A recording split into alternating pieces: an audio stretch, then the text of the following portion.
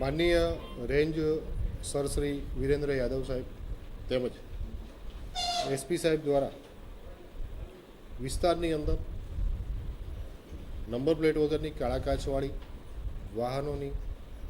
ઉપર દેખરેખ રાખવા જિલ્લાની અંદર સૂચના આપેલી હોય, જેના અનુસંધાને ગત રાત્રિ દરમિયાન એલસીબીના પીઆઈ એનપી પરમાર તેમની ટીમ સાથે તેમજ મહેસાણા સિટી બી ડિવિઝન પોલીસના સર્વેલન્સ સ્ટાફ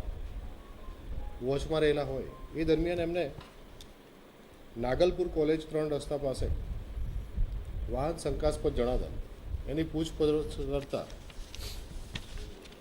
સલીમ નાનુ યામીન પઠાણ જે ઉત્તરાખંડના રહેવાસી છે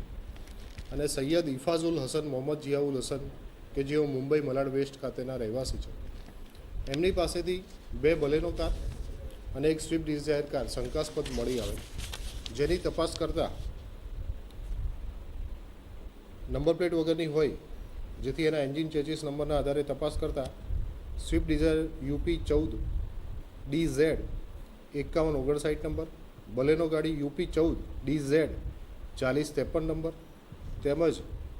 બીજી એક બલેનો ગાડી DL 12 CN 9321 નંબરની હતી. ઉપરોક્ત નંબરો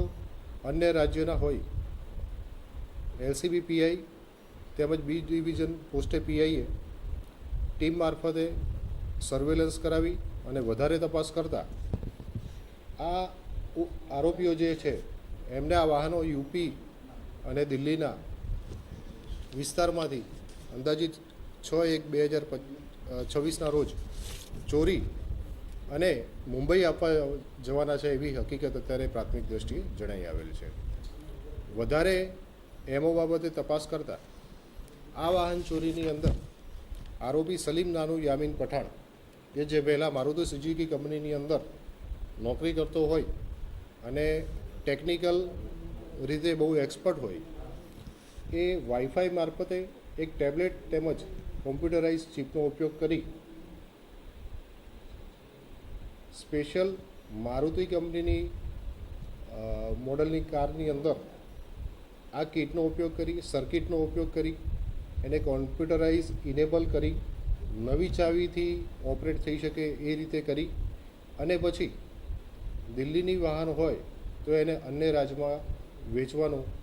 એક મોડસ ઓપરેન્ડી અત્યારે પ્રાથમિક દ્રષ્ટિએ જણાઈ આવેલ છે. અને આ સદર વાહનો દિલ્હીથી ચોરાયેલા હોય એને એલસીબી તેમજ બી ડિવિઝન પોસ્ટેના સર્વેલન્સ સ્ટાફ દ્વારા હસ્તગત કરી અને આગળના પોલીસ સ્ટેશનને દિલ્હીના પોલીસ સ્ટેશનને જાણ કરી અને એમને સોંપવાની તજવીજ કરેલ છે. આ બાબતે સાઉથ દિલ્હીની અંદર તેમજ ઇન્દિરાપુરમ કમિશનરેટ એરિયા ગાઝિયાબાદની અંદર એફઆઈઆર નોંધાયેલી છે અને એ બંને કાર એની હોય એવું જણાઈ આવે છે.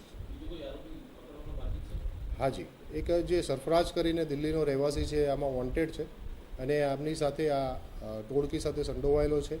એને પણ પકડવાનો છે, જે આ ચોરી કરવામાં માસ્ટર છે.